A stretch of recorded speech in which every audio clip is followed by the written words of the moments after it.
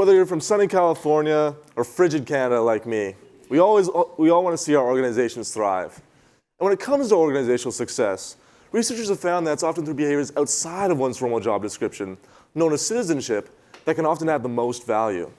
For example, we may say that an employee who regularly engages in additional work tasks, such as helping out a fellow employee, is high in citizenship. But on the other hand of the spectrum are deviant behaviors, which are counterproductive to organizational success. We may say then that someone who's high in deviance may engage in behaviors like stealing office supplies for personal use. Something my colleagues and I were interested in studying was what types of employees are high in citizenship and what types are high in deviance. In our minds, we might intuitively when I say these citizens and deviants, in our minds we have these ideas, someone pops into our mind. But what's interesting is that it isn't necessarily that way. What's interesting is that we usually think of it that they're two very distinct people, but our results suggest something different. In reality, we've suggested that essentially we think of these citizens and deviants as two very separate people, but our results suggest that oftentimes they're actually the exact same people in an organization.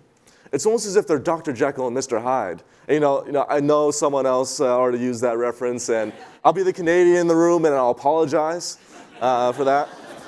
But yeah, and it's really interesting to think about, what's the potion? What catalyzes this transformation from model employee to deviant? And as someone who studies the dark side of organizational behavior, I had my suspicions. Does the relationship with their supervisor have anything to do with it? To investigate this, my colleagues and I did a simple survey process where we asked employees about their citizenship and deviance behaviors, as well as the relationship with the supervisor. What did we find? Well, as you can see here, when we look at under normal supervision conditions, there isn't much of a difference between those low in citizenship and high in citizenship with respect to deviance. But where things get really interesting is when we look at those who say they've been abused by their supervisors. Here we see that's actually the employees who are highest in citizenship, those who did the most good, that actually engage in the most troublemaking, the most deviance when they feel they've been mistreated.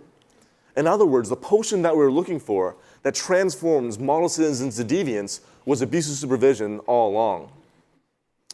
Further studies revealed that something called moral licensing is probably at play. You're probably familiar with this notion. It's the idea that doing something good can give someone the right to do something bad. Imagine an employee who just engaged in sort of unpaid overtime in order to finish a project, and then is called a slacker by the supervisor the very next day. Feeling unrecognized and mistreated, that employee might feel justified in falsely calling in sick the next day in order to balance the scales. Through this simple process, a model employee turned into a deviant at the drop of a managerial hat. But what exactly is abusive supervision? What actually matters in this case isn't the objective levels of abuse, but rather the perceived levels of them. In this way, it's quite possible for employees to feel mistreated despite their supervisor's best intentions and without them even knowing.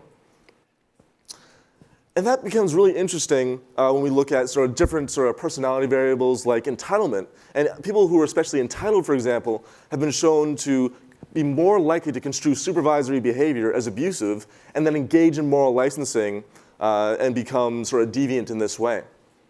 Why does this matter to the current workforce? Well, as you can see from this graph, Generation Y overtook baby boomers as the largest generation in the workforce in 2015. And Generation Y, for reference, is those aged 19 to 35. And while this generation has plenty to offer the working world, they also score highest on scales of entitlement than any generation thus far. And that was really problematic because considering the relationship between entitlement and moral licensing, this creates the framework for a perfect storm to occur and for this to grow as a problem for organizations nationwide. Now, the question arises, what can you do to prevent this from happening to your organization? How do you prevent all your Dr. Jekylls from turning into Mr. Hydes after you've hired them? Well, obviously, you can try to prevent actual supervisory abuse, but most organizations do that anyway. What I think organizations should focus on is reducing perceived supervisory abuse.